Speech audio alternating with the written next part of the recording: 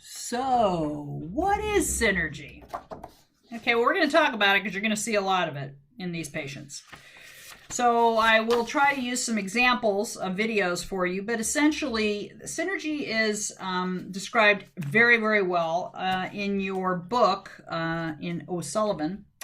And they said it very, very well on page 183 under voluntary movement patterns. So I want you to think about that. But essentially, synergies are a normal way for us to move that is very efficient. And we have learned, our brains and our nervous systems has learned that if you combine these certain movements, then you end up having a more efficient way to move, and it gets you the best power in the least amount of time, and it just makes sense. So we move in synergies, and I will show you a picture of perfect synergies of a perfectly normal young lady playing soccer, which has always been one of my favorite pictures to show that the PNF patterns, for example, that you learned about in therapeutic exercise, those are based on synergies. That's how we move. So that's all good. But then when we have a damage to our nervous system, we have these inefficient abnormal synergies that patients have a hard time moving out of certain patterns. So they move in a mass flexion pattern or a mass extension pattern. And the reality is that a lot of times we have to be able to move. For example, in walking, you want to be able to bend your hip, and we'll talk about this when we get to the gait section. Here's my little guy. We got to bend our hip, but that would be a flexion pattern. But during walking, we have to bend the hip and straighten the leg.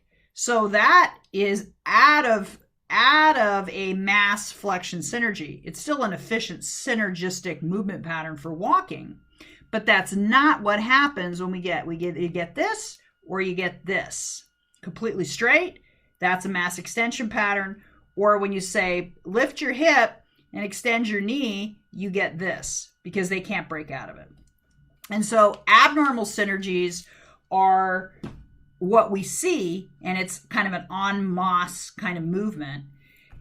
And breaking out of that is referred to selective strength, when you can flex your hip and then extend your knee. That would be a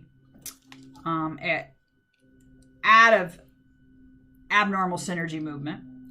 But what you really need to understand is synergies are not inherently abnormal. It's when they're en masse like that makes them abnormal. So I want you to read page 183 under voluntary movement patterns in O'Sullivan, because it states it very, very well. And then they talk about a thing called degrees of freedom.